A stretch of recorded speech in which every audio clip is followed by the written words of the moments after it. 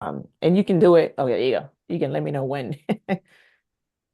Yes, yes. I'll leave that up to you. I'll leave that to you. Okay, so welcome everybody to the second uh, workshop on the racial justice speaking series.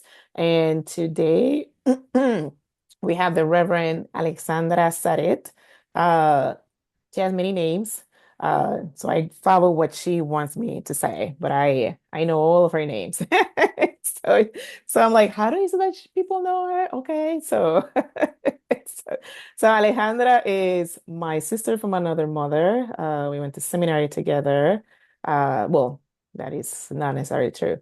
We visited seminary. We explored seminary at the same time. My mom became her mom, and we've been friends ever since. And we overlap in seminary for a little bit. We have seen each other. We've been a witness to each other's lives for over 20 years now. So part of what she's going to be talking about, it's not just uh theory, and she also is very good at giving us practical instruments for our lives, but it's not just theory, as she is an expert on trauma. She's a board certified chaplain. Hey Michelle. She's a board certified chaplain. Um, she has studies on women's studies, Christian marriage and family. So she had definitely has the theory. So not only she will come at it from that, but we have had the experience and the privilege and the blessing to live that ourselves throughout this faith and life journey. So I believe that you're in for a treat. I invite us to open our eyes, open our hearts, and God will speak, and He will help us to be present and bring God's presence to others. So I would invite Ship, if he doesn't mind, to say a prayer, and if you want to say anything about announcements for the synod this whole time, then open up the prayer, and then Alejandra is all yours. Sure. So thank you, Ruth May. I'm going to share I don't think any of you were at the workshop that I just led yesterday. So I am just going to share the same overview of what the Synod's got going on that I did yesterday. Just a second, I'm pulling it up from on my computer so that I'll be able to share that with you.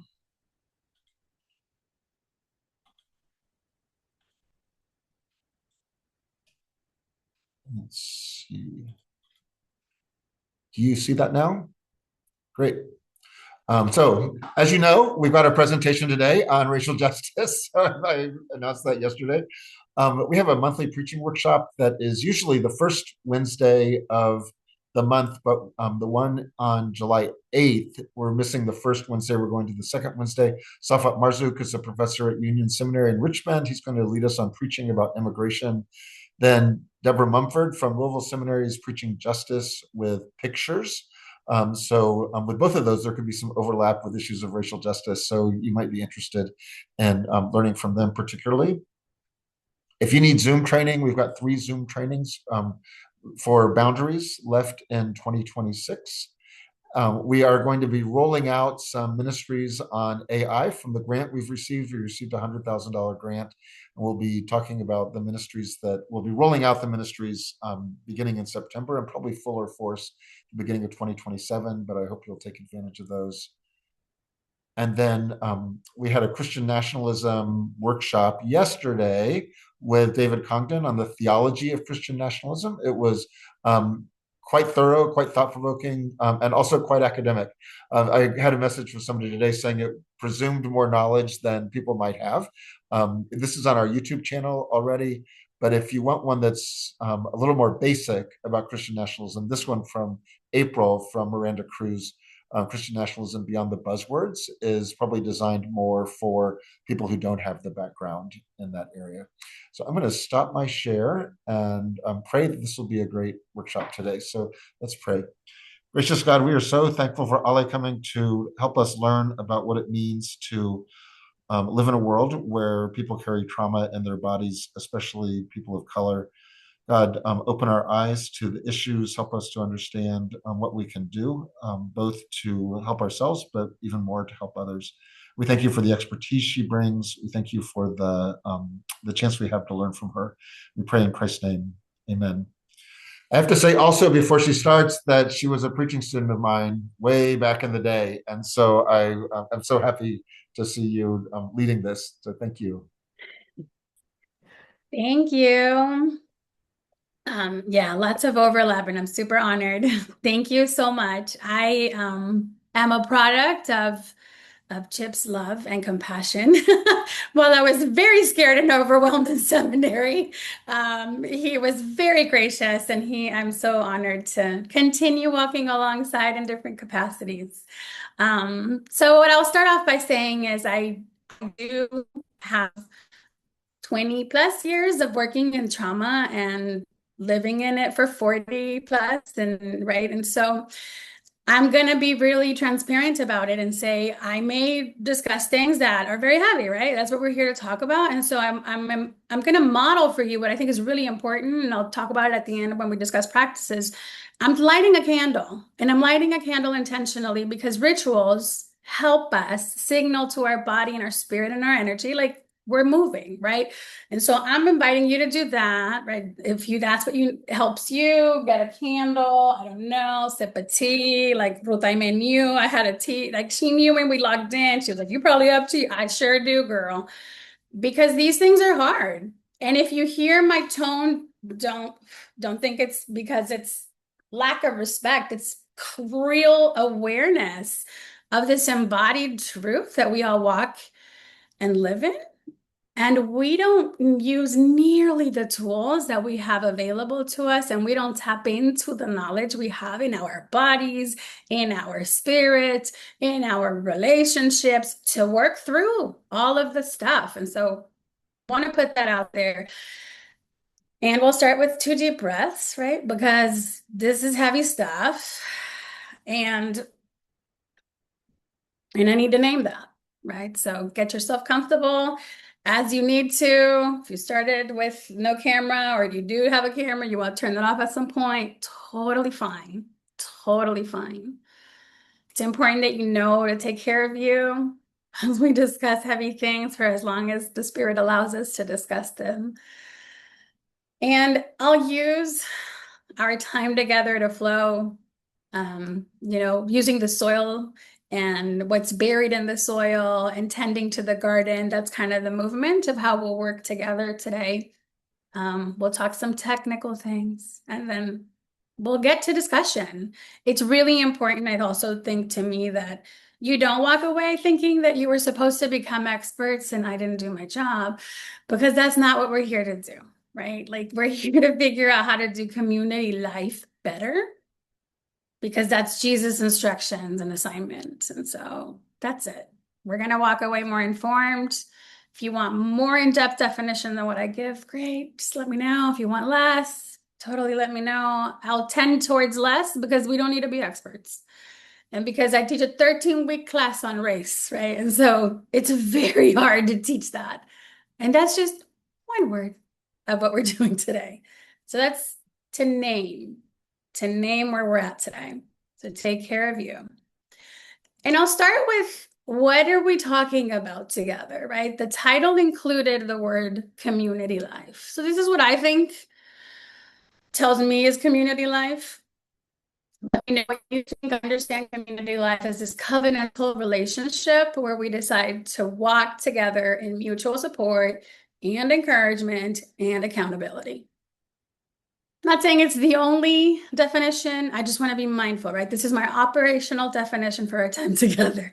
This is what I mean. Feel free to put it in the chat to say, listen, this is what I think, I want to add this, take away that, but I offer this for us, right? The essence of our Christianity faith or our Christian faith, I believe, is not in isolation, right? And so it means being with other human beings. And we are a very complex potpourri of realities within us, and we bring them with us, right? As we engage one another. So you can already start to see how this is a really complicated piece. right? That if we don't agree that our calling is to be in covenantal relationship for mutual support and encouragement, like then it's a wrap. We're not going to make it very far. So committed to this definition, let's make sure, right, that we understand this is our time together. And race is we call it a social construct because it's this thing that is these traits that are physical and biological, right? Like our skin color and our hair texture. And it's been used to categorize people. So when people have said it's a social construct, it doesn't mean that it doesn't exist. It also doesn't mean that it does. It means people use it, and this is how it's used. And some people are more comfortable with it than others. Some of us in different parts of the world understand it differently. And some people say it's not a thing, I don't see it. And it's like, well, when a lot of people, quote, see it, unquote, then you can't not just not see it, right? And so this is where it becomes really complicated to get along with one another because it's a thing that's been used for a really long time in a particular way. And so here's how we'll talk about it and what I mean when we talk about it today, right? Race. That's what that means. Trauma, another word in the title. Trauma for me is to say it's too much, too fast. That's my easy definition. It means I have external realities that are meeting me, and my internal resources can't quite meet that. That's what that means, right? So there's a gap. This also means that something could be too big for me that is not too big for you, right? And vice versa, because I come equipped. My resources, right, are internal and they're handed down. I come from brujitas, these women that did all of this like candle stuff and the tea and the herb for this and put something red on the bed because there's like sickness on, on the baby. I mean, they literally put red nails on my forehead when I had a fever. Like that's where I come from. And those are the kinds of resources that I grew up with. So I have certain resources. And when I meet trauma in a particular way, I either have a gap and need support, or I don't have a gap and I'm going to be all right and I'm just going to flow with it. And that's how we define trauma. Any thoughts before I move into something else? Yes, Chip. It made me the slide you had on sex, not on sex, about race being a social construct. I was remembering I read a book. I had the chance to go to Rwanda, and I think it was the 20th anniversary of the genocide there, and I learned from that book um, that the colonizers determined the two tribes that were hating each other and killing each other, or one was killing the other one. Mhm. That they did not have two different. They were not differentiated until the white colonizers came and decided that the ones who had noses more like white people were different from the ones that had noses that were flatter to their face, and that put the ones that had noses more like white people in power and the others, and that so it wasn't indigenous to their understanding Yeah. of who they were at all. It was the group that came in, and then they ended up taking it on and understanding it as Yeah. their primary identifier, even though they were all Christian and they were all the same tradition of Christian. Yeah. So that when I read that, it really helped me understand um, what that social construct really means. Yeah. And for those of you that enjoy reading, there's a great book called Racecraft. And it's a pair of sisters, African American, I think from maybe one of the Carolinas, and one is a historian, and one is maybe a biologist. And they talk about witch crafting communities and how that shows up and is studied, and also race parallels. There's a lot of parallels. It's really interesting, and I recommend it. And yeah, it's complicated. Nothing else. We keep going. A little bit of science. Now I'm gonna spend a lot of it on there. Got my PhD, but it ain't in science like this one. But it's enough. It's enough that I do know that um Every living organism has this hereditary material. I know you know this, but we're starting with the basics, right? And we contain, right? That material contains a biological instruction for how things are built, right? My dad had cholesterol. Thank you, Dad. So do I. Here we are, right? If you have blue eyes, maybe somebody in your family, right? That's all from that blueprint, DNA, deoxyribonucleic acid, right? And so a piece of the DNA is the gene. Right. So some folks have been really interested to see like what happens with these genes? Like how do we study like if and how can they be altered? And people say, no, no, no, they can't be altered. Well, no, no, no, they can. And that's what cancer is, right? Skin is affected by the sun, its essence, and it breaks up and alters DNA, right? And it genetically mutates, and that's the cancer, right? Toxins do that. You probably know it intuitively, like, oh yeah, yeah, smoking and smoking cancer because tobacco smoke does that as well. Viruses can do that. And so some folks have been really interested in studying these chunks of data. I mean, of DNA. Well, it is data of DNA and like how does it alter? How does it show up? What does it do? And that's epigenetics. That's that study. And so part of what I'll highlight today is that, of course, researchers can trace it back a really long time. Like, what is it doing, right? When something grows out of something else, and as late as 17th century or as early as. And then about 100 years ago, some Russians, some British, they're like, what is going on at this embryonic level? Like things, cells are differentiating, they're moving, they're mutating, they're changing. And so then we don't hear a lot about it. But in the 90s, we start getting access to DNA, and then it's a wrap. It gets real interested in some really nosy epigeneticists, right? Get very deep into that study. And so that's what we have access to now, because it turns out that even if DNA is unchanged, it still seems to have a way of like showing up or not showing up. And the picture that I chose for this is this redaction, right, of documents. You know how you block out what's classified and confidential and whatnot. So think of it as that. Your DNA is there, but it's behind there. And your DNA markers are showing up or not showing up. And that's based on environment and behavior. So even if the DNA doesn't say that you're going to have this tick every time you get nervous of scratching your ear.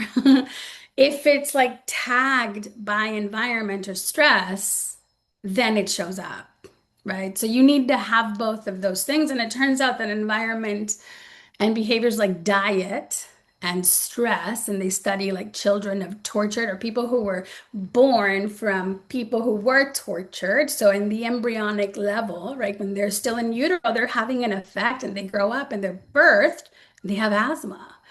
And they have these other like immunocompromised realities. And so that's really interesting. And that's part of what epigeneticists have been studying, how behavior and environment tags our genes.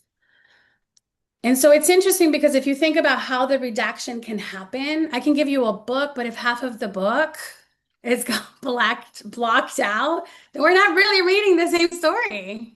And we don't have the same, and like we don't have the full information, right? And so that's true, and that's what we know about it. And so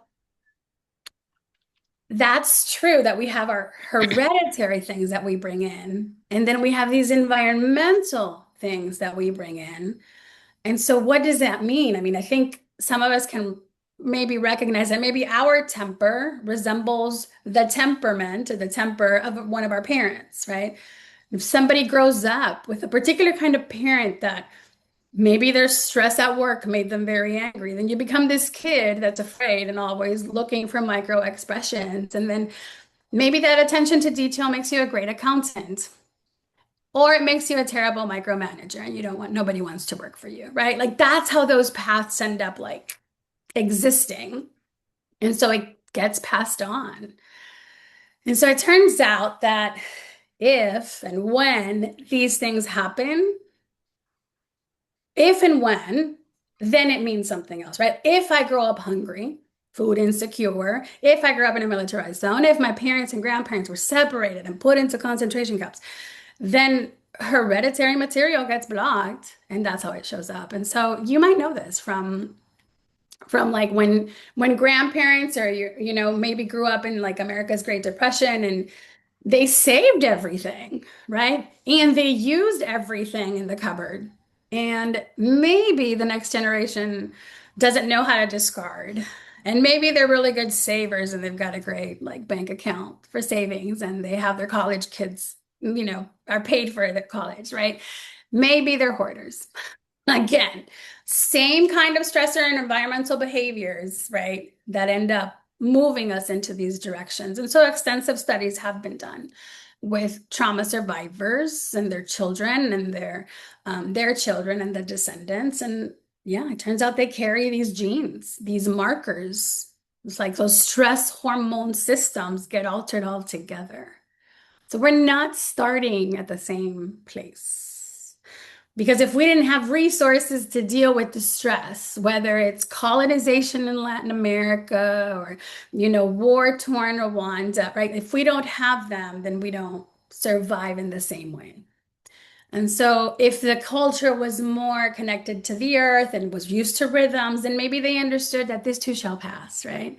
If these people had belief structures that made them not live in so much anxiety, then maybe they don't pass it on. But the truth is that it does get passed on often. And so trauma, we need to understand, and this is from a person who works in Uganda with torture survivors. And he says, trauma in a person that's decontextualized over time looks like their personality.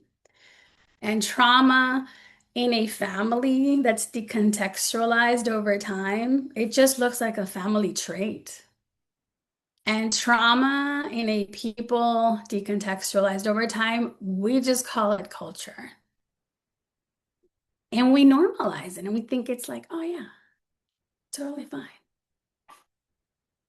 But it's decontextualized. Go ahead, what do I mean?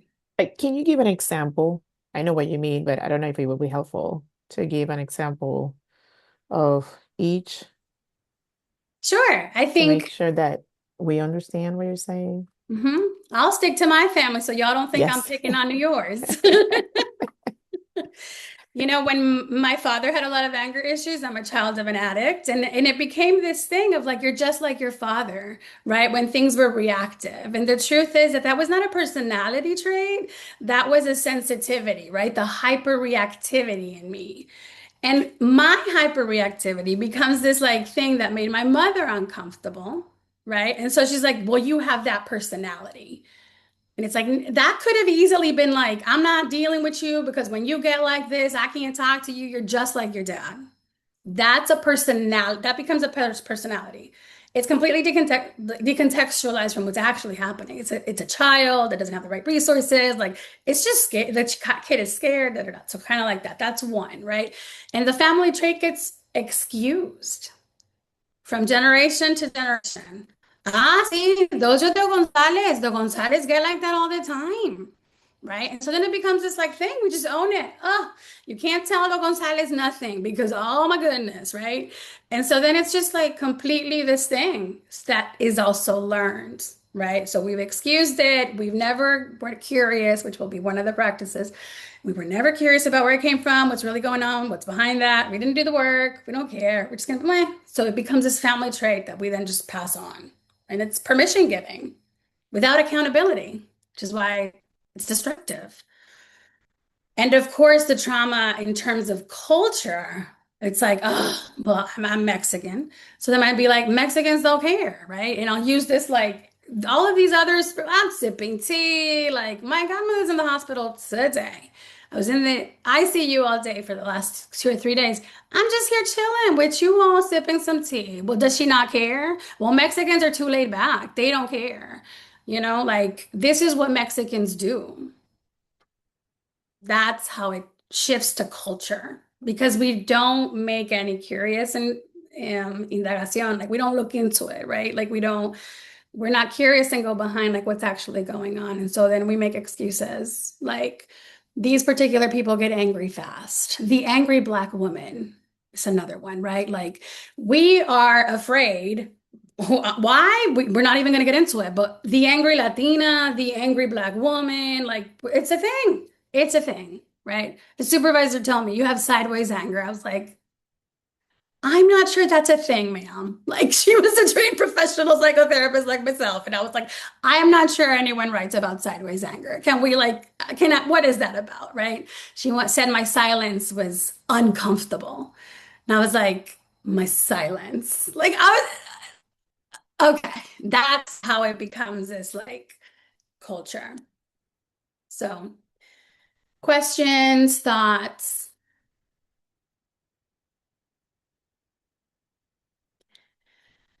This one is not rhetorical, right? So if this is true, that we carry these things, these markers, right? And we go in and deal with one another and connect and bond and commit, and we join task forces together and we're gonna collaborate on something. What does that mean? What does that mean when we get together? And I'll stop sharing because I really mean it. This will be for us to discuss. What does it mean if that's true? Or what do you think it means? I don't have the answer. There's no wrong answer here.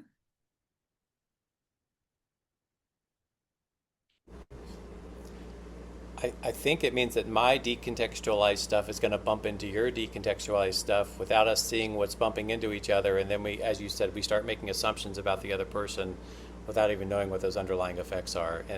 And we start going off in a wrong direction because we don't understand one another well enough and don't take the time. I thank you so much for just saying we're not curious, that we're lazy. We want to make excuses rather than actually dig a little bit deeper and get to know each other deeper and find out what's going on. That's how I hear your question. Yeah, thanks. What does that mean to others as well? We're carrying these markers. We're carrying them into our committee meeting. I was thinking, Ale, how you thinking about your definition of trauma before and how it's just more, there's just too much more than we can take. Well, it feels like the generational impact of that means that for some people who have less trauma in their family backgrounds mean that they have more trauma, may not be the quite word, but less challenges, say less challenges, or if you didn't grow up as the child of an alcoholic, right, you are equipped in different ways than someone that did grow up as a child of an alcoholic. You're kind of starting the race of life maybe a little bit ahead of somebody that not to get ahead, but just you're not facing the same kind of challenges. And so the it kind of multiplies, right? Because you're already carrying this burden from your parent being an alcoholic, and then that means that it's harder for you to have the resources for whatever is coming too much and too fast. So then you feel that trauma more quickly than someone that isn't a child of an alcoholic, and then that goes down to the next level also. So I'm just seeing it kind of waterfall out. That's not what I'm learning. Yeah. Yeah, it's great. And it's like when you're a kid that grows food insecure and they're like, you use the whole chocolate pouch to make your chocolate, like a hot chocolate. We use like all four of us had to use one little pouch, right? And it's like, well, that must be nice, right? These moments of like whether you're used to that makes you used to sharing or not, right? Um, and none of it, I'm not trying to trivialize the big things like the Holocaust, right? I'm not. I'm just saying what the science says is your DNA stays the same, but these markers have effects. They do. And so, yeah, for some people, I'm like, oh, you don't care about that? Oh, wow, that must be nice. I spent like 25 minutes just discussing whether it's me or it's them, or whether it's the space in between, so that if it's not me, then I'm not as responsible. But if it was for me and they're okay, like, you didn't do all that? You didn't do all that wrestling? Oh, that must be nice. Okay. So we got to own our own stuff, right? And if again we go back to the definition of community life, if we're committed to being in community together. And that means accountability, and that means being in, like the beloved community that Jesus asked us to be, then what? And I think that's what I'll shift into, right? These practices that we get us started on what are the things that I can do and what are the things that I could do and I will learn how to do so that I can be in this mixed space together because I come in with things. I come in with my things. You come in with your things. And there are things that happen when we are together that happens in between us. So it's not you, it's not me, it's the in between. But in community life, all those three spheres matter. And so I have to own what I can. And I have to be compassionate as you own what you can. And it's a choice to be compassionate. And it's also a choice as a person to be like, I'm not explaining that to you. I'll let Google help you. Right? And to say, you know what, there's that boundary, which is one of the practices I'll get to. So all of that is the discernment that we'll do. And I'm hopeful that I'll name a few and you'll be like, what? Why is that even on the PowerPoint? Because we need to name them so that we have these skills and we learn to practice them. Because if you already know, you're like, dude, that's a no-brainer. Great. Let's practice them because that's what's going to get us to becoming and being the beloved community we're supposed to be. So I'm only sharing 10. We're going to co-create 5. That's how we're moving into the next part of our conversation. Unless there are any thoughts before I move on. I just wanted to say, my name is Tina and I'm from the Brooklyn Presbyterian Church. I was having a moment in my job and I'm here because I need to be here. I obviously don't know everything that you've already covered, but we had a session meeting Tuesday and it was in regards to the anti-racism policy. And I guess I'll just leave it at that because they've decided to have create a subgroup of people that are going to go over the policy and try to make some positive changes and how it would relate to Brooklyn since we have one person, two members in our church who are not white, and that's it. And I try very hard to keep an open mind with the people that we interact with. I love everybody. I know that there's implicit bias that happens. And that's where we butted heads, is that nobody believes that, if you're not biased, they say you're not biased. I'm not prejudiced. I'm not this, that, or the other thing. Anybody can come to the church, but then they want to argue that, well, if that happens, I'm not going to be there. As an example, a transgender person needing to use the restroom during the parade, which we keep our restrooms open for that. So you're going to tell me you're open and welcoming, but yet this person who looks what you think is, you don't know that. And I take offense to that because I have lots of friends and I have family members that are within that community. So that's all I'm going to say, but I appreciate the conversation, that it happens, that it is happening, and that hopefully it continues to happen. Because people need to realize that we're not all the same and we do need to get along. And that is what God is asking us to do. And what was the thing that was said at the CGPI program? If Jesus didn't die for all of us, then he didn't die for any of us. So that's what I got. Thank you. Thank you. And I think you bring up a really important point, which who can be biased and who can be prejudiced. And I remember coming from Mexico and going to Princeton Theological Seminary. It's a little different. And then they tell me that I can't be racist because I'm Mexican. I said, I'm sorry. I have a very racist family. Like, what are you talking about? Right. And so they tried to school me on how we can't do it. And because I get privilege and power. people have these really technical terms, right? So then they were telling me I could be racist, but I know for a fact my family is racist. So people who are more indigenous looking than me and from particular parts of Mexico versus mine. So in my body and in my mind, I know these things to be true, but they get into the semantics, right? And they're like, no, but this, but that, but this, but that. And so this is an interesting example. It's not tomato, tomato, right? Like some things need and require a definition that we agree on. And when we started, Tina, I don't know if you were here for that part, but I said, this is the definition for community life, right? Like this is what we need to agree on, right? So that what that gives us is permission to release certain words, but hold us accountable for behaviors and for the environment that we're trying to create. Did you just call me a racist? No, I didn't call you anything. I'm wondering how we can be more welcoming. I am wondering, right? And we point towards behaviors and policies that are more open, that guide us back to it, right? And we're practicing what? That accountability, right? We're reminding ourselves and each other and our beloved family and these task forces and committees that we agreed that we'd be accountable to one another. We agreed to being in community meant being in covenantal relationship. To be able to say, I'm not leaving this conversation, even though I'm heated.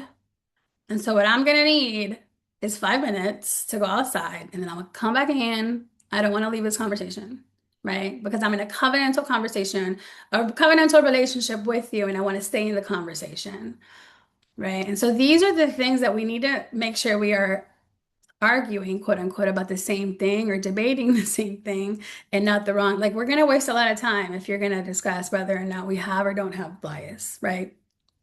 That's highly debatable. People sat me in the school cafeteria at Princeton telling me how I couldn't be racist. Like, fine. I'm not into like behaviors, right? Behaviors, because behaviors create environments. And if the environment isn't loving and compassionate, then I don't think it's of Jesus, right? Being able to sort of track that as simple as you can. And to point to the beloved community that Jesus invites us into, calls us into, demands of us that are leaders, as elders and deacons of these churches, right? That is the body of Christ to edify, right? Like if we need to come back to these basic things that we said we agreed to, and the behaviors that lead us, the behaviors that create environments. And so I'm not trying to keep going, but that's the practice. That's part of the practice. So thank you for sharing. It's really important that we hold that space together as we all discern how to be community together. And let's agree, right? We need to learn these healing practices because that is how we tend the garden, right? On the top of the PowerPoint, I had this focus on the soil, right? That's like what is it? That's the technical stuff. We discuss not if things are buried in our soil, but how and what gets buried in our soil, right? And we own it. And just those of you that do gardening know it better than me as a city dweller, although we do a lot of potted stuff here in Mexico. Like you've got to tend that garden. And that's what healing practices do. Healing practices are for me to be grounded and for us to be grounded in order for all of us to be faithful, right? Some things we do for ourselves, some things we do for us, and some things we do for the greater, right? Like that needs to be clear. Some conversations we're going to be like, you know what? Fine. I'm giving in for the greater good. And some conversations I'm going to stay where I'm at. I understood your point and I'm staying where I'm at, right? But we still need healing practices in order to tend the garden faithfully. So here are the first 5, right? Listening to understand is very different from listening to respond. We can all be more curious. There's no doubt, right? We should be more patient like children and ask, but we need to learn to do it respectfully. And we should be like honest about like saying to people, feel free not to answer this if it's coming across the wrong way. I'd love to know more about ... right? Feel free to not answer, right? Tell me more about dot, dot, dot, right? I've never heard of. I'm curious about. I wonder how, right? That's listening. Respectful curiosity allows for people to say, don't feel like talking about it. I'm not going to take offense, right? That's respectful curiosity. Well, I'm just trying to find out. Like, don't kill me because I'm trying to make space for you. No, no, no. Calm down. People have the right to answer and not answer any question. Nowadays, we all have a search engine we could go to, if nothing else, right? But if we're in a relationship, we can be respectfully curious. And that takes practice. Francis. So some of the places where like I've seen myself be reactive is like in emails. When someone will put out a feeling about something and I'm like, what's going on here? You know, and I so then I find myself my heat rising, I'm overreacting or I'm reacting to what they're doing. So, you know, if it's a group email, what would be your advice about the best way um, to take, you know, just deal with the situation? Do I be curious to the person just one on one? Maybe it's best to give a phone call and talk to them about it, or do you try to manage that within the whole group so the whole group sees the conversation happen? Does that make sense? Yes, that makes total Okay, sense. I will thank you. say one disclaimer is I worked in the emergency room for 20 years, right? And I will say most things are not actual emergencies, right? So we can all probably slow down a little bit, right? And even in the ER, my job in the ER as a psychotherapist, as a part of a trauma team, is to slow people down. I'm not slowing the doctors down because they need to get the epinephrine. Like, not slowing them down. I'm slowing us down because the truth is, what we're doing, we can catch our breath. If I feel my heat rising, that's a call from my own body to come back to my body and to check that out. So first you got to listen to you, right? We're going to be curious about ourselves, like what's going on. Number two, I think in emails, there's a lot of mixed messaging and different generations treat these things differently. Replying all is not a thing for certain generations. Capital letters is not a thing for certain people. Like phone calls are apparently not a thing, right, for certain people. But if things are heated, chances are a reply all is probably going to end up with someone feeling shamed and embarrassed. Chances are. I would opt for a phone call for a private conversation. Bruh, like what's going on? I may have misinterpreted. Here's how I read it, right? And in an era of like maybe not even phone calls, you can send audios, right? Like in our phones, we can actually record audio so people hear your tone. We're like, hey, friend, just checking in, read the email, probably misconstruing things here. Want to touch base? Let me know when we can talk. Because again, chances are there's not like the roof did not cave in and you called them first and you sent an email. You probably called 911 when your roof caved in, which happened at my church in Westminster. Like, I didn't do an email, right? Like, an emergency like that is an emergency. Probably can slow it down. And so the first thing we need to do is slow it down. The second, and attention to self, right? Like, is that about me? Is that about the other thing that I mentioned, and I didn't put in the PowerPoint officially, but there's this thing, attention on self, then on our space, then on the other. That's the process because I'm completely responsible for me. Even if you call me a wetback, I am responsible for my reaction, right?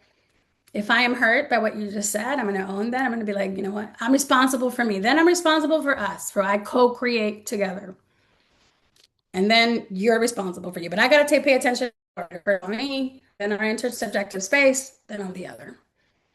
So if I heated, whew, let me go outside, let me sip my tea, let me call my ancestors, like whatever I need to do. And then we'll naming will be part of the things that we'll talk about as well.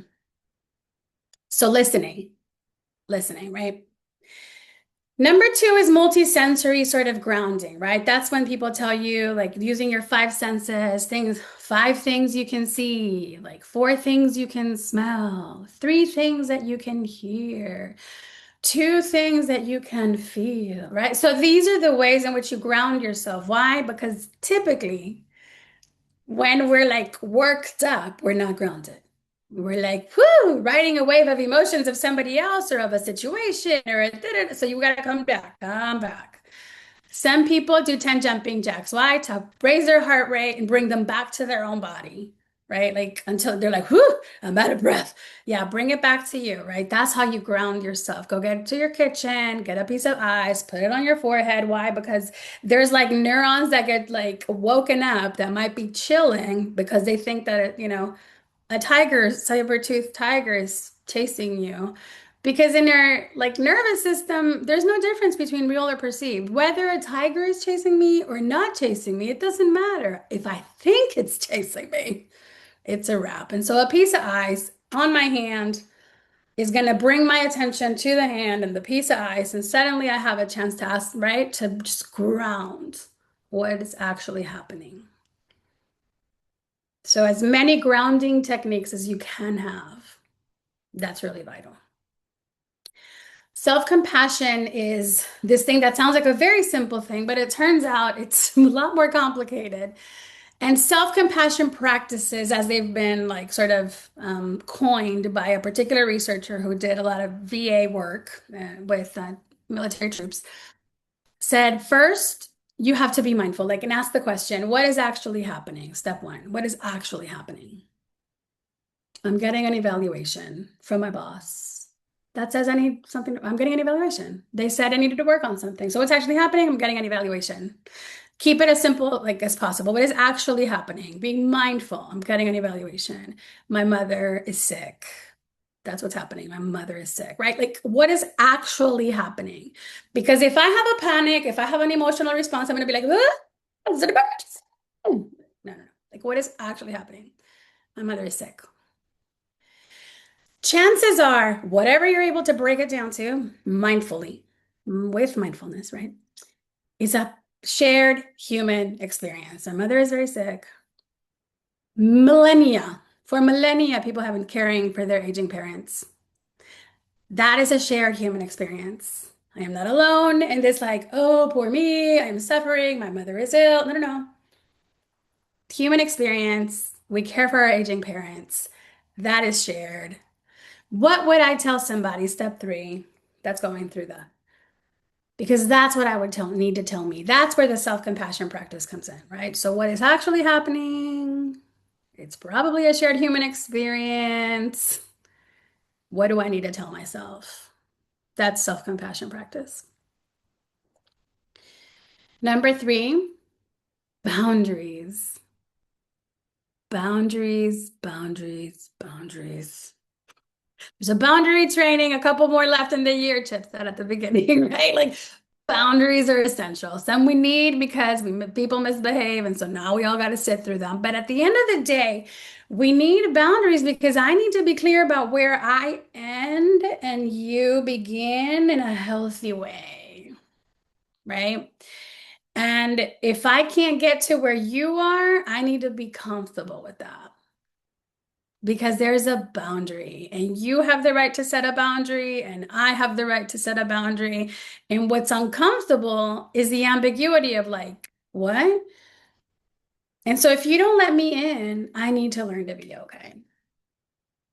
And if I don't know, I need to learn to be okay. And that's a boundary practice. Learning to figure out what is me, where am I, what is happening. Oh, they're not letting me in. Well, they have the right to do that. It's okay. I don't know what's happening.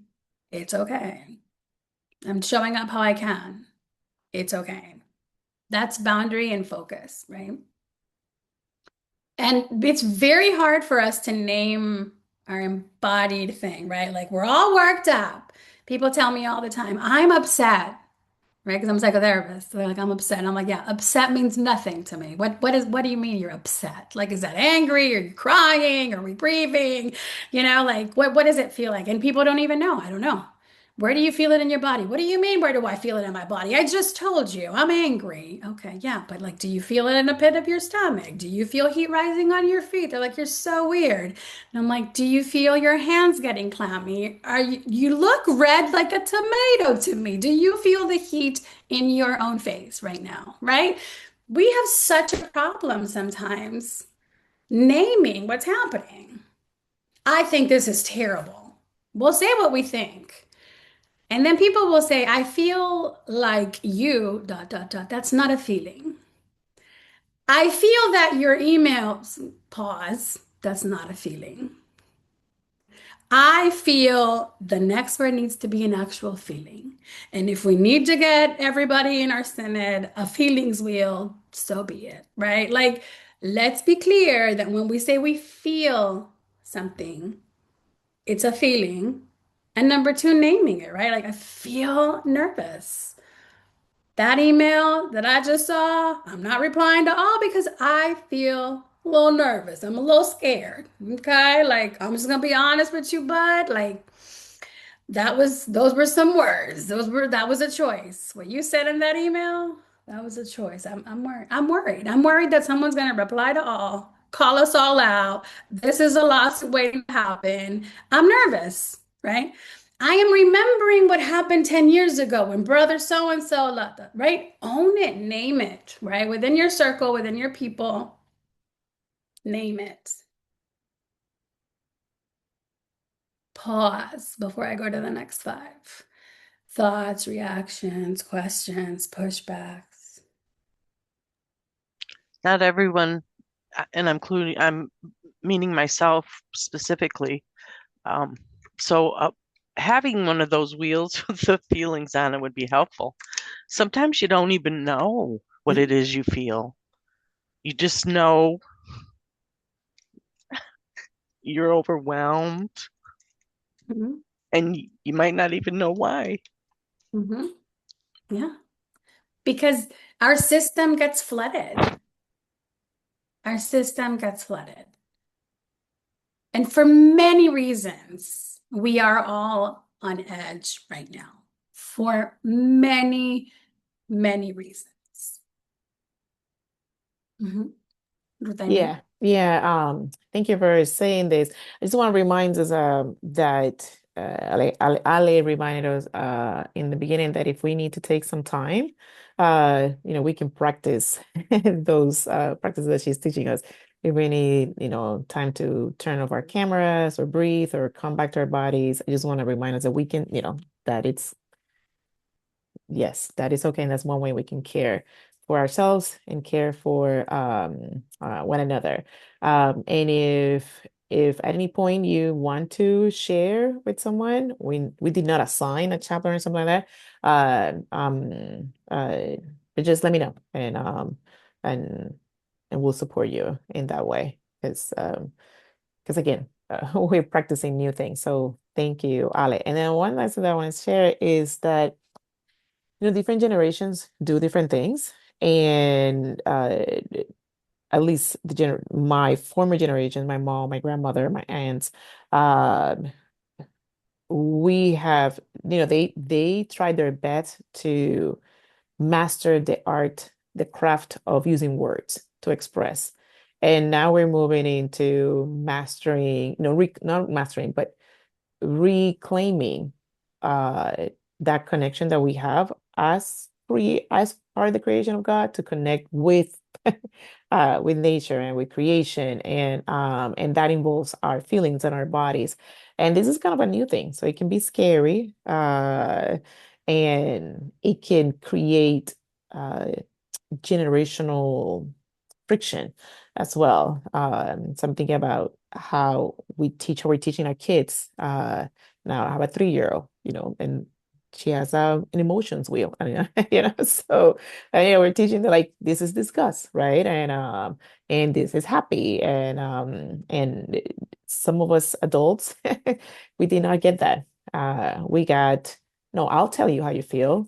Um, and if that's not it, you'll learn, right? So we carry that trauma in our body, that gap of we didn't learn those resources, and now we're kind of catching up. So, so yeah, let's just continue to be mindful of that.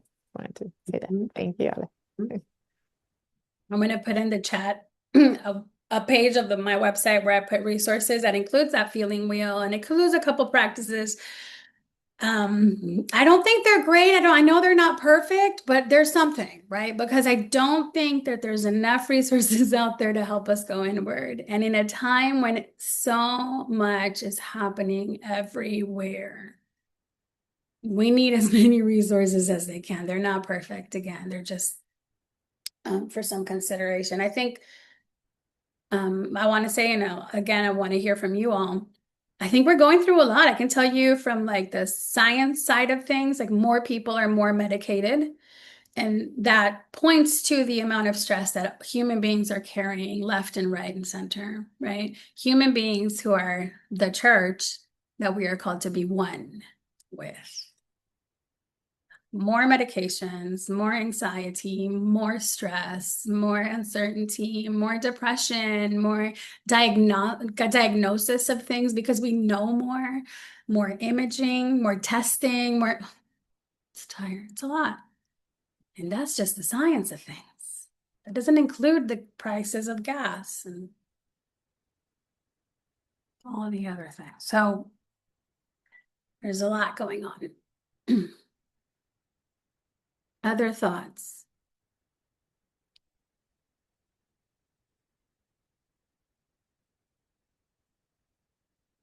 Okay. The other thing I'll say about practices in general, self-care practices, right? We should all have them written down. I think we should have a self-care plan. I think we need to revisit it every month. That is what I tell my clients. The truth is, if you don't practice them, those of you that learned a language somewhere at some point, no, if you don't use it, you lose it. When you don't have practices, if you don't have practices, when you need them, you won't go to them. You just won't, because it's not in your practice. So like when you have consistent practices, then they're easy to take out of your back pocket because you have them. So the more practices you can have, whatever it might be, the better you're going to be when you need them. And sometimes we can work, and I worked in an emergency room. We make excuses in the ER, like, I don't have time to go pee. Like, I can't go eat right now. And we've been slammed in the ER. Well, if you don't have time for your bladder, then it's a wrap, right? Because you're going to get an infection. You're going to go septic. You're going to be useless for all of us. So I'm going to need you to go take a breath and use the restroom. So we need to make those spaces, even in spaces of like high demand, right? And so practices, whether it's like I take deep breaths by myself in the bathroom where the kids aren't around, like it's just me.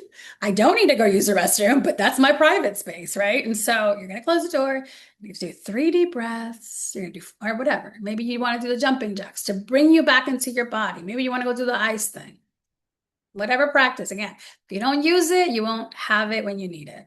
That's why you need the practices. We'll go to the next 5 and then we'll talk a little bit about those. And then we get to co-create. Communal witnessing is vital, right? Like to be able to know how to accompany people, right? Not to fix it, not to make it right. We're not going to get to restorative justice today. Like witnessing and accompanying is such an important part of being together. And it's much more powerful than we give it credit for. Most people that I saw on a daily basis were on the brink of death, dying, grief, loss, trauma, da, da, da, da, da, da. I changed nothing of their reality, not one thing, not one. But to be in that space and hold that space makes it less heavy, right? And that's why the Bible talks about that, right? Carry one another's burdens, right? Share with one another, continue to meet, right? Continue to do these things together, right? As we go through things, continue to create worship-related spaces for one another. You know what? I'm going to add 10 minutes of prayer at the beginning of the sanctuary before we walk into our session meeting. to calm myself down. If anyone who wants to meet me, I'm going to go there first and then I'll walk over 5 minutes before the meeting, the session meeting. Learning to do that together without needing to fix makes us more in sync with one another. And we're just going to last longer on this journey that we're on. Tuning into your own body, right? Those body scans, you could go into your video, whatever platform you like, and put in there body scan, 3 minutes, right? It'll guide you. You can listen to it and be like, okay, from my head and my eyeballs and my nose, my mouth. Like it can guide you.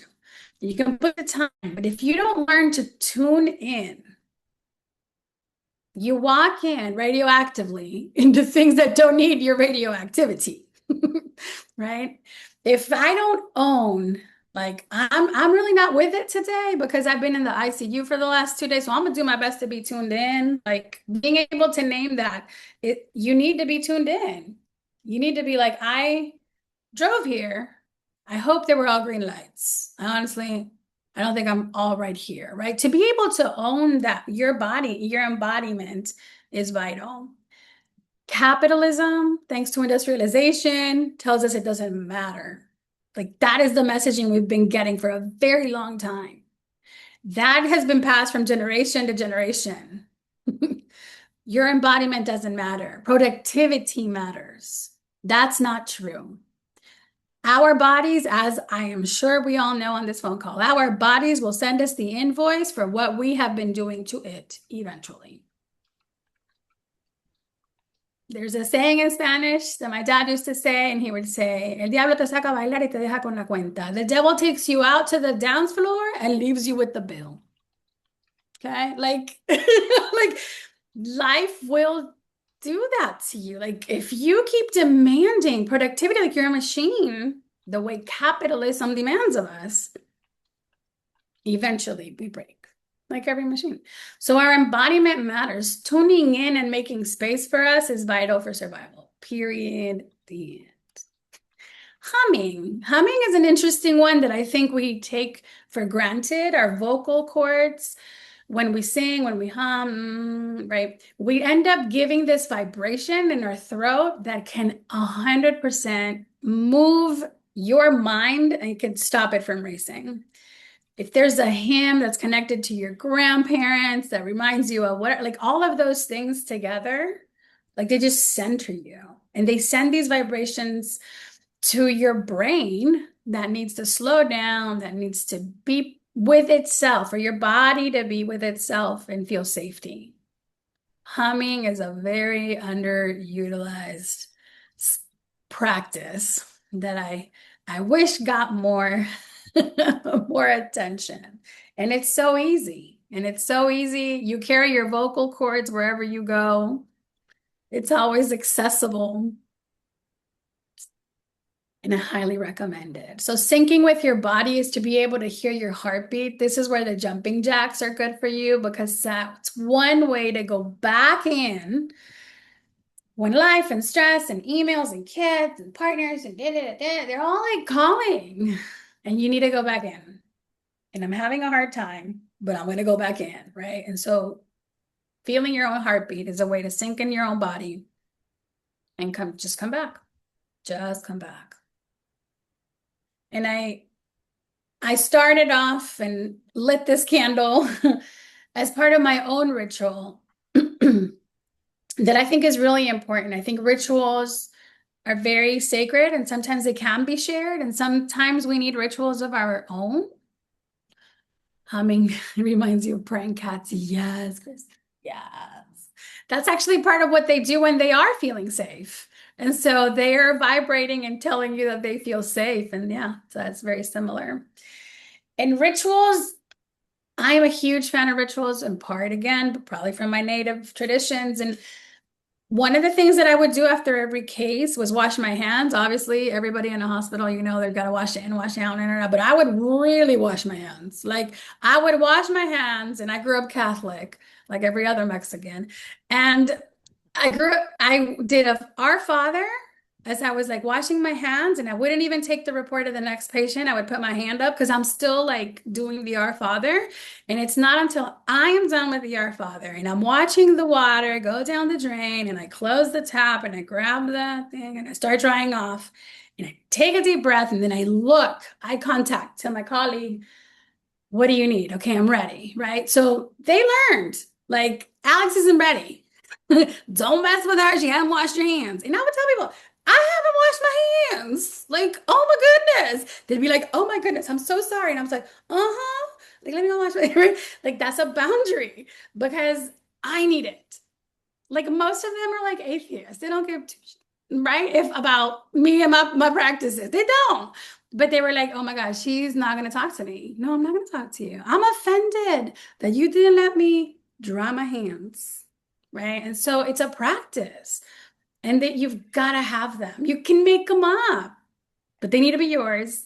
They need to be real because they signal something to you and your community needs to have them. We need to have community shared practices that we do in order for all of us to sync back into one another and put us into the same rhythm because we do come in from all parts of life with dealing with a lot of different things. And in order to sync with one another, whether it's virtual or whether it's in the sanctuary or whether it's at the Presbyterian meeting, like we need to sync and harmonize, and rituals help us do that, right?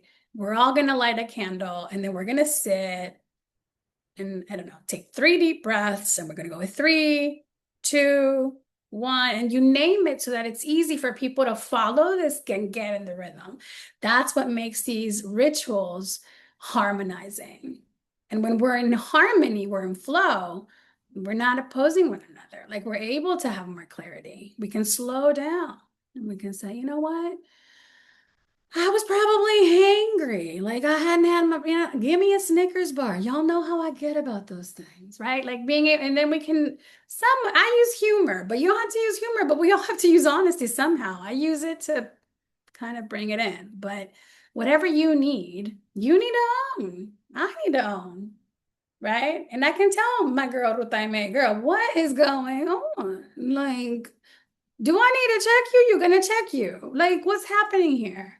Right? Or it's like, girl, you know how I get without my tea, right? Like, that's how you own it. And that's how you stay in true relationship for 25 years. Like, giving each other space. 40 years later, you can continue to do that and things like that. So, pause there because the next thoughts, questions, concerns, aside from the purring cats, which I agree, so healing.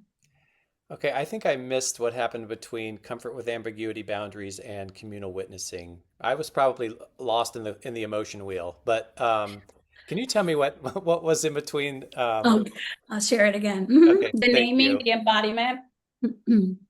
Naming embodiment. Thank you. Thank Yeah. you.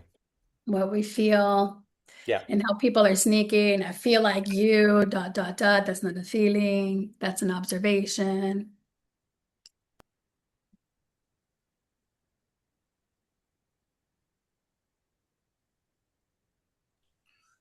What do you do when your approach, like thinking about the community and maybe what is a healing practice to you of taking a break and breathing exercises or something like that only serves to draw frustration out of the other people because what works for you is different from what works for them.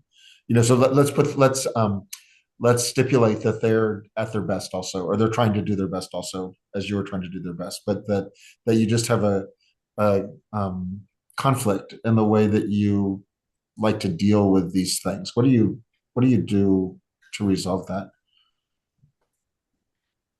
I would dialogue like what's behind that, right? Like what's behind their discomfort with whatever I'm saying, and what's behind my discomfort with whatever they're saying, right? Because there's no reason why we can't both have our practices, right?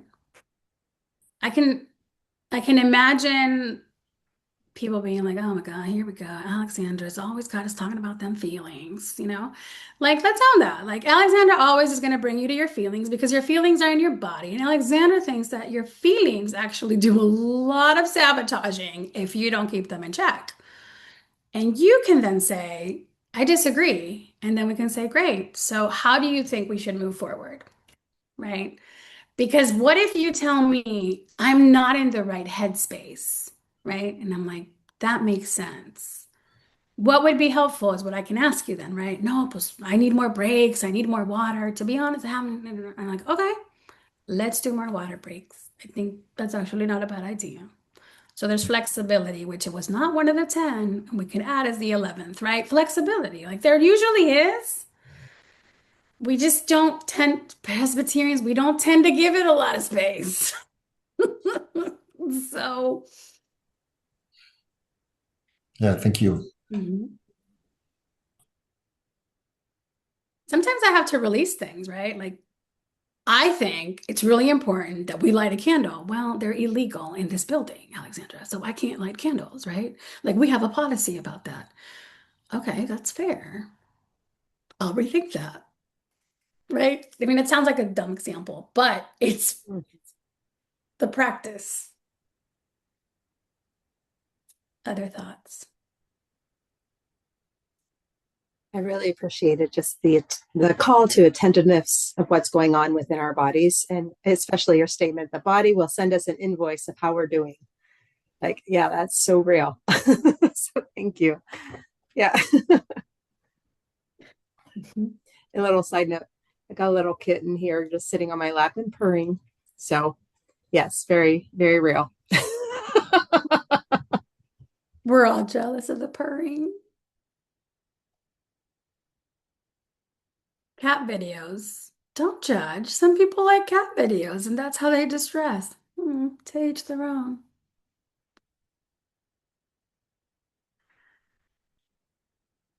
Some people start session meetings with like shaking it out and da da da da and doing the stretch. There's like organizations in Asia that do like every few hours some kind of like collective calisthenics, like 5 minutes of like la la la, and they put it on, and it turns out that their workforce is more productive when those things happen, so those are collective choices and co-creation, right? And we are who we are, and that takes us back to the, like, here's who we are, here's our DNA, here's like this is hereditary, but this is how I'm going to choose to coexist because we're going to be a community, because community life means covenantal relationship. I Want to think say I more love about that. that? I was going to say, I love that. Yeah, we are part of the community, and for us to be practicing our practices and then also being open to listen to each other's practices and hear, because then we're like, oh, wait, maybe I want to try what Ali's doing now. And oh, that really works for me, and not knowing, before. Mhm. So I love that. And yeah, that we're in it together versus different. So. Yeah. Churches sometimes have their own practices, and pastors are the ones that set that tone sometimes. And I remember one pastor who taught me, no, here we use the sandwich approach. And I was like, why can't you just say things directly? Like, I didn't like your email. Like, what's the issue with that? She's like, well, we don't do that here. Because here we have the sandwich approach, right? We're going to give a positive remark, we're going to go with the growth, and then we're going to name why it was in some 1970s book. We're going to name why this is important to us as a community. And I was like, that's super corny, but fine. Right? Like, that was my first church.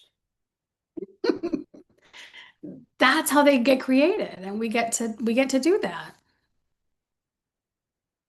Kristen, go ahead. I saw you. Say something. I thought you were supposed to be non-judgmental, Mm-hmm. Yeah. calling people corny. Well, I was 25.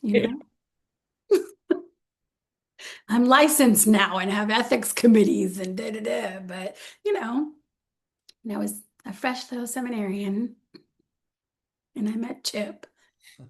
Well, that's an example of what I was talking about, right? Like where that practice is meaningful theoretically meaningful for other people on the staff, right? And not just for the person that's enforcing it on everybody in the staff. So let's just pretend that it's.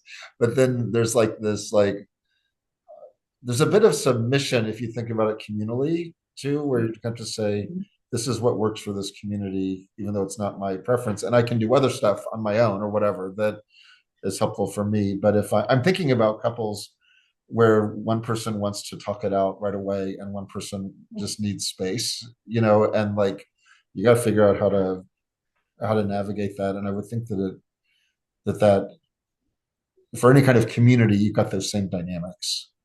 100%. We absolutely do. And in a couples therapy session, the process is identifying, I need time. I need to say it right away because I'll forget, right? Well, they'll say, I need to say it right away. We need to say, why do we need those things? Well, I need time because I'm afraid I'm going to forget versus because I am too jumbled to even think things through. Okay, well, let's get you a notebook so you write it down immediately. And let's get this person the key to go outside and take a minute. And let's give them 3 minutes because let's not take it like for days. Let's put a time on it, 15 a day, whatever. And you agree to that parameter, right? In couples therapy, that's what I would do right with you. And you agree to that, and you're at least in the know as to why we're doing what we're doing, how we're doing it. Once the issue is resolved, then you can revisit because we're calm. How did that work for us? If it didn't work, we'll try something new. And that it's a practice. And again, I use that word intentionally, right? It's a practice. And communally discerning what works or what I want to try. You may not even know if it works yet, but I can want to try this practice. And with that, we need to co-create our next life. Go ahead with them. No, I was gonna say that also curiosity is it's a good thing to include there. And what is the goal and also remind ourselves the definition of or whatever definition we agreed on, what community looks like. Because I think in practices and all that, our values and cultural traits can actually sneak in the interactions. And if somehow in that interaction, and this shifts depending on on the members of that interaction, if I feel like my way is better, even if it's in the slightest, my body's going to communicate it. My tone, the words that I choose to convey are going to be there. And inadvertently, I could say, okay, well, I'm just sharing, my way of doing things, right? But in doing so, I am placing an expectation on someone that you should do the same thing. And that reminds me also that uh, if we all know that if we come to interactions that the power, nobody has power of the other, that also influences when things get friction. You're like, oh, okay, well, I felt this way. I felt this way. And then since our goal is repair because we want to be in community with each other, then what can we do? And then that takes, we start with curiosity, and then curiosity leads us through also the entire interaction. So that's what because Mhm. And that reminds me of the difference between intent and impact. yeah. And it's really actually really helpful for people to know what your intent is, right? Like my Mhm. intent with what I'm about to say is that I want to learn. Mhm. Can you tell me more about la la la, right? That makes it possible for the Mhm. other person to sort of know where you're coming from, right? Versus me saying like, hey, why do you dot dot dot, right? And people are like, what? That's so offensive. Well, I didn't mean to offend you. Well, intent versus impact. And it's like, okay, well, that really Yeah. just escalated quickly. But when Mhm. you learn to say, here's my intent, right? Mhm. And again, we are committed to community life together. And so my intent here is to learn something, right? My intent is to Mhm. clarify my confusion. Yeah. I'm going to ask this question. I might not have the phrasing right. Feel free to push back. These are the ways in you how you can Mhm. put something in the middle, and we can then negotiate so that we don't somehow unleash all these other emotions Mhm. that that's not what you meant to do, but now they're all unleashed and here Exactly. we go. I'm glad you mentioned that because I talked about intent too, and I said people have good intentions and there's plenty of harm done. And in race relationships, uh, the intent is prioritized versus the harm, or the impact. So, uh, and that's because it was already established that there was a power imbalance, right? Nobody signed up for it, nobody intentionally say, okay, I'm going to be on the lower of the power balance. You're going to be, nobody agreed upon, intentionally, but somehow that was the underlying or unspoken agreement, communal agreement. So, can you talk a little bit about that? And also, um, when it comes to race relations, because all of these, this is great, and you and I talk about this often. All of this is great.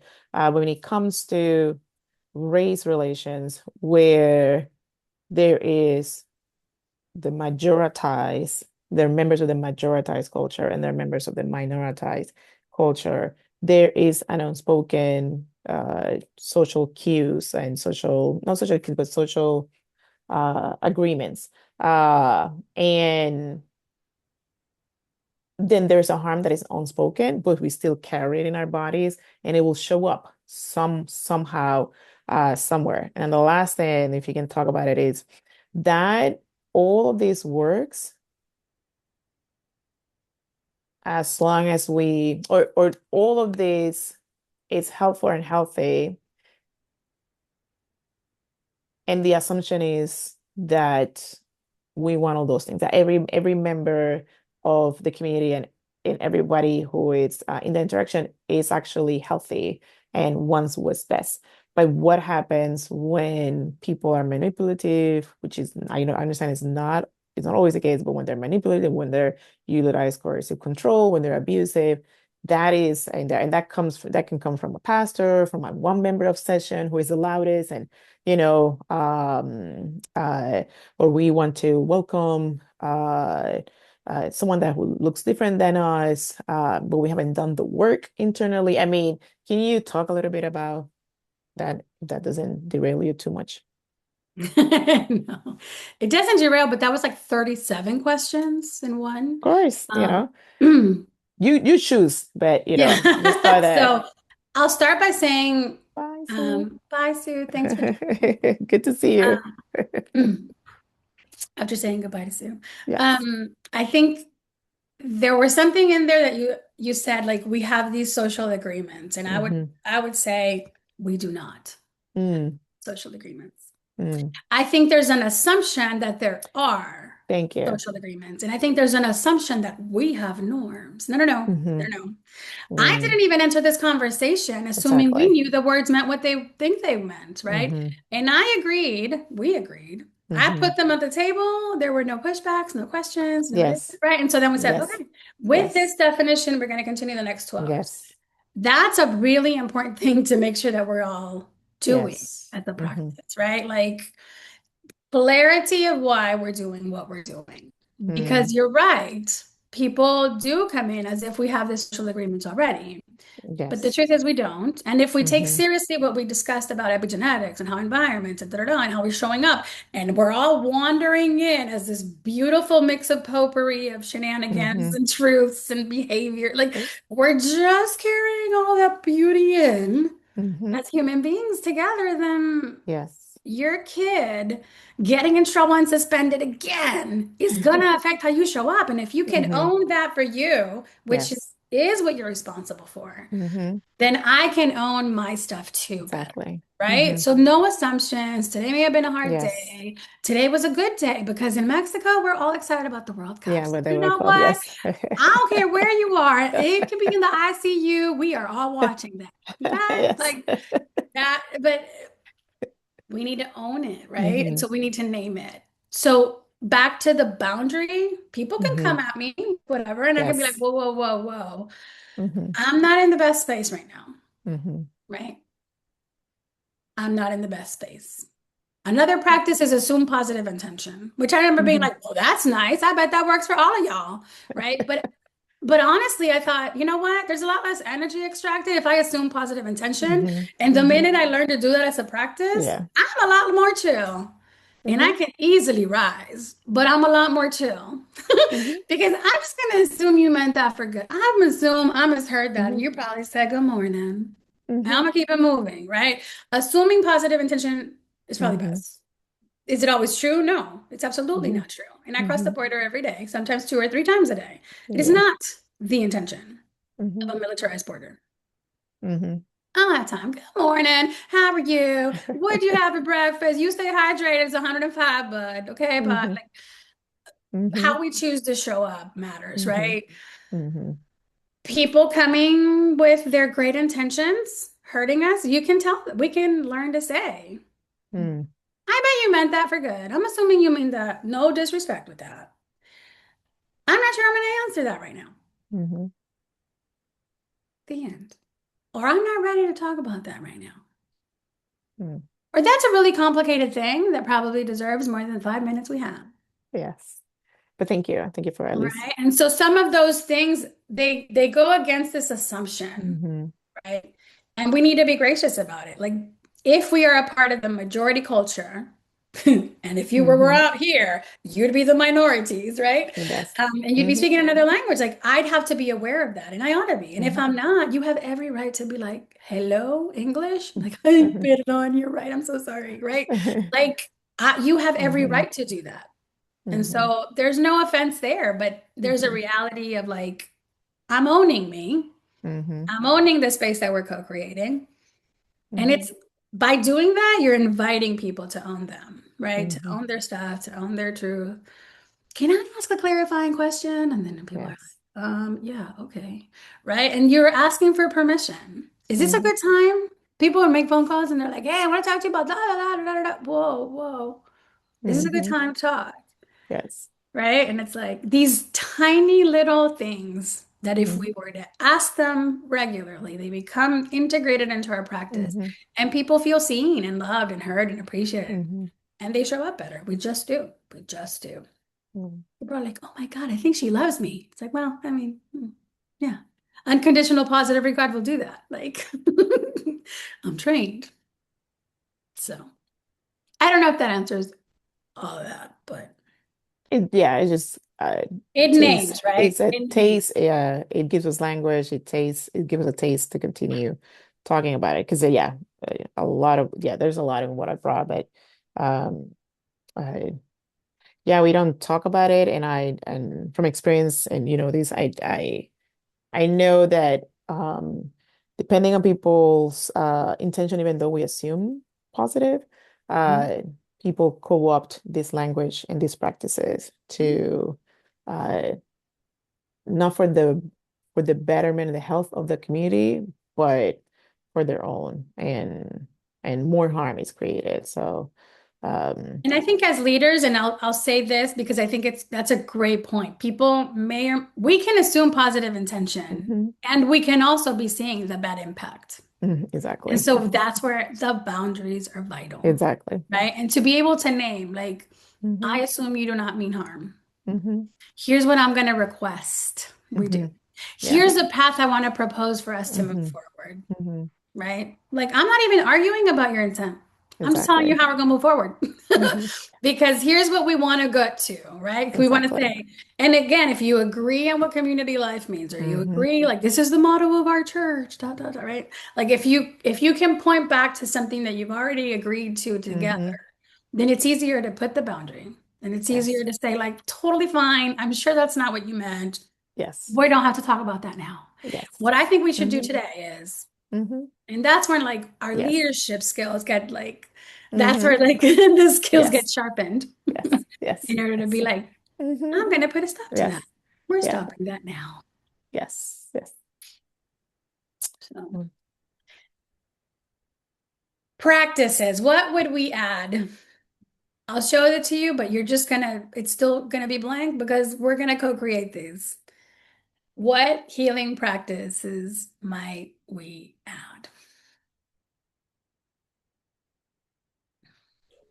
I was having some microphone issues earlier, so I missed part of it. But was there one for breathing exercises? No, let's name it. Yeah, I like breathing. I like 4-7-8 breathing. You know, where you Ah, breathe in for mm-hmm, 4, leave it in for 7, and breathe it out for 8. mm-hmm, And it helps me fall asleep. It helps me calm down. It helps me kind of take a break and just um, focus on something else that not whatever's giving me anxiety. Like, yeah. because you have to like count, right? So you're like actually counting, and you're, doing something with your body and counting, and so you can't be thinking about something else at the same time very easily. Mm-hmm. It's a beautiful one. Put it in the chat. Mm-hmm. I would just piggyback that with the breathing. Mm-hmm. 4, breathe in for 4, hold for 4, breathe out for 4, hold for 4. Do it again. Like, and you can see my hand even like have my eyes do that too to help. Mm-hmm.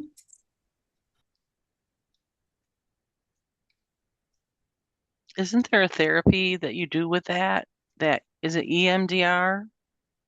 Mm-hmm. Mm-hmm. Isn't it? EMDR. Yeah, because your eyes are sending certain like muscle, like neuron messaging, and you're holding something in your hands, and so it retrains your brain and your memories to like get out of that file and go put them in this file. It's a very Right. interesting. We are very complex, phenomenal beings, like We are. like God's incredible majesty. Like David wasn't wrong when he said, like, we are beautifully and wonderfully made. Like, it is so complex. Like, what in the world? Which is why breathing gets us back, right, Kristen? Yeah. Creativity, either a solo creative endeavor or I really like, like a group creative endeavor. Mhm. Um, that really helps to see where people are. I'm having a hard time with it right now, but that's but it's helpful to talk out what's going on in your head. Yeah. Yeah. It's beautiful. I agree. And creativity also uses so many other parts of our brain that sometimes don't get as engaged. And spiritually speaking, I mean, creating, I think, is very spiritual because you're generating something, and we are part of a generative God that gave us a spirit to create. And if we're in God's image, what are we creating, right? So I think it's beautiful. I could go off on a tangent there, but I do a lot of writing, journaling, Mhm. poetry, coloring. I I am just like a coloring fiend. I can't tell you how many gel pens I go through in a month. And singing. I Dang. love to sing. Ooh, get me a good hymn. I'm ready. Yes. Yeah. I'm singing a solo for our graduate Sunday, and I kind of was creative a little bit with some of the words, but it's a Zach Williams and Dolly Parton duet, but I'm doing it as a solo. There was Jesus.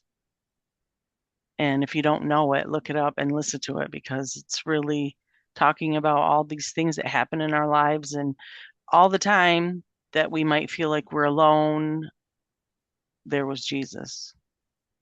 I'm So gonna look. Mhm. I wrote it down. I'm going to look it up.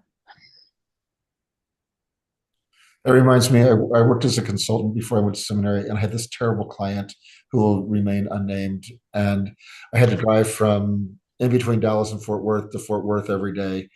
And I listened to the same, this is in the early 90s. This is totally dating me, but I listened to the same Stephen Curtis Chapman song, Lord of the Jungle or King of the Jungle, every single day, or Lord of the Jungle or King of the Jungle or something that was just like this reassuring that it was like a prayer of like Yeah. recognition that, like, okay, even though this is terrible, there's, this is not the end all that I think it is. There's still something greater than this. And it makes me think too, of course, of just prayer in general as a way to, as a practice that can help us heal.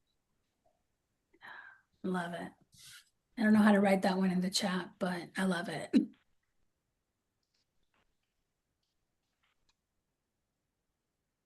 It is King of the Jungle. Goes with singing. Yeah.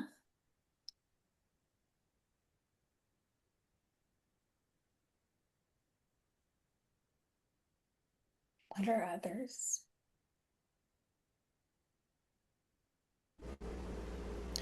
One of the things I did when I had an early call, I went to a church that had had a pastor for 32 years, and they had an interim, but I was following up on that, and the system was still in place. The church had declined, but they still were operating as a much larger church with, I can't even remember how many committees and all that sort of stuff. At the same time that was happening, the Presbyterian Church was the Office of Spiritual Formation was putting a heavy emphasis on Sabbath, and so we actually instituted. I'm shocked that the session went with this idea, but we actually instituted a church-wide Sabbath where we backed off of all of the programming except for what was essential to run the church.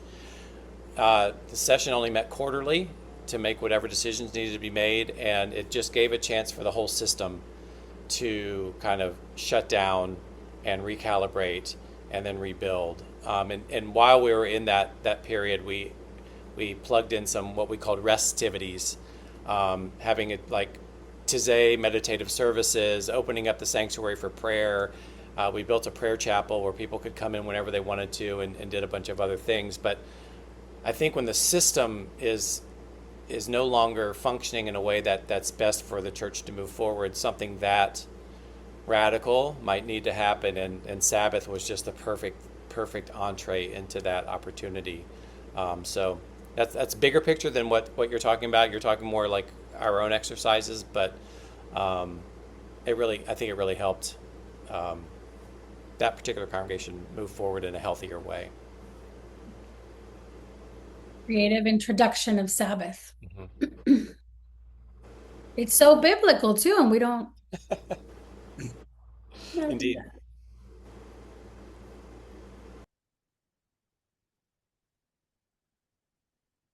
I think mantras are underutilized. We can like own them, like that pastor's like the sandwich approach. And we use a sandwich approach.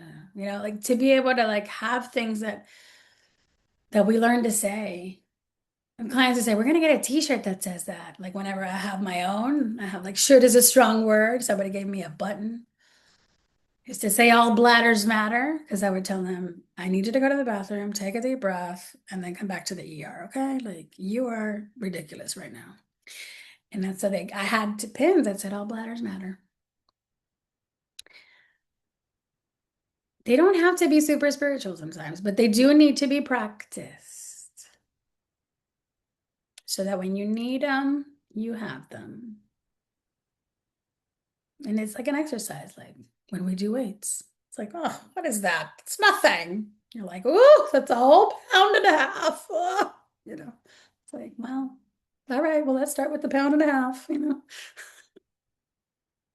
Have a 3 pound right there. Moved up. I've upgraded. You mentioned jumping jacks before, but I think also just taking walks, and that can either be as a solo act or have a meeting. Have that, when you need to bring the temperature down on a conversation. Hey, can we go take a walk? And that just does so much. It puts us in the environment. We get the clean air. We get the exercise. We get to have that alone time with somebody, but in public. There's just so mmany benefits to that. So walking. Yeah. I had one chaplain student tell me once, did you just trick me into a walk? And I was like, no, I was like, you said you wanted to talk. I said, I'm headed over to the lab. Come with me. And she was like, did you just trick me into I was like, no, I wouldn't do that. Maybe. I don't know. I didn't intentionally. I mean, I'm glad it worked, but.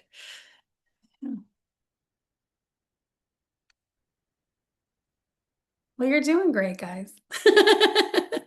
Fam, this is what we can do, right? This is how we co-create a community, that community that Christ calls us into, right? The community that is accountable, that is in covenantal relationship, that commits to respect. We shouldn't assume it just is. It requires our conversation. It requires consistent consent.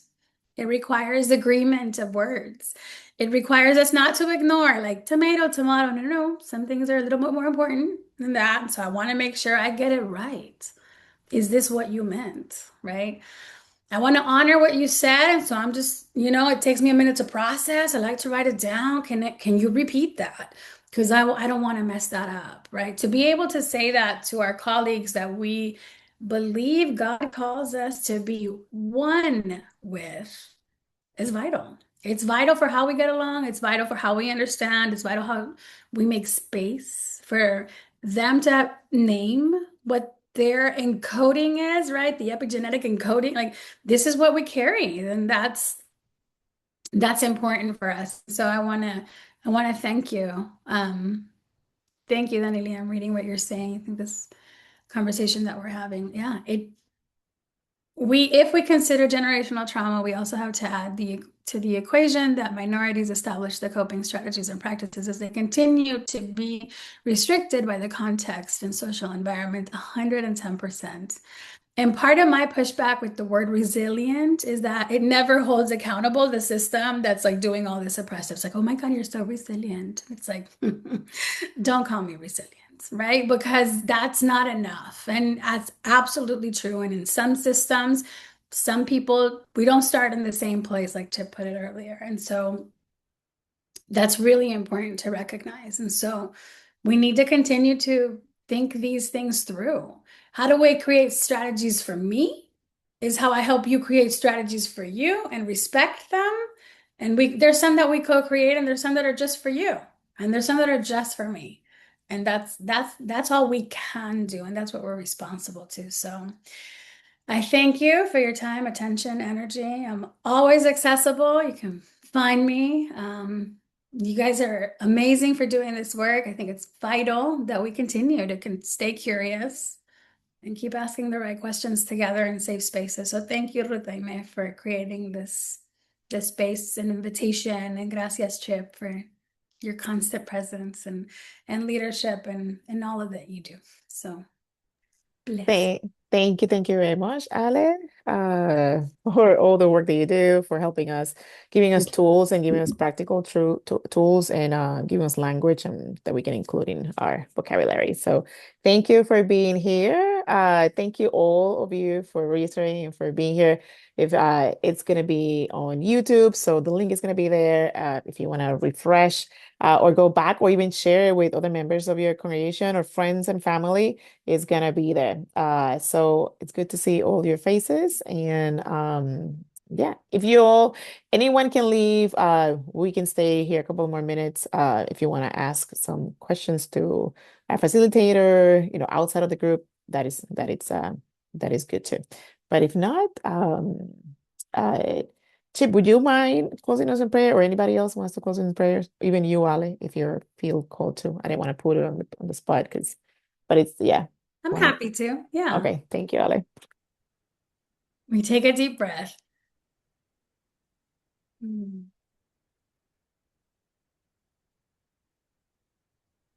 Gracious God, we thank you for the gift of breath that reminds us that your breath of life is in us and that you call us to be a beloved community. Thank you that your spirit was promised and is present, and it continues to guide us as to what is the way that we should go. How should we and could we relate to one another? And so we thank you for your faithfulness to your word that says when two or three are gathered, you are with us. You've been here. You've been here. You have been here in our hearts. And we thank you that we will walk away connected to you, your presence, Holy Spirit. And we ask that as we go our separate ways, you continue to speak to our hearts and to our minds, that we might care and love one another as the beloved community that you call us to be in. Thank you.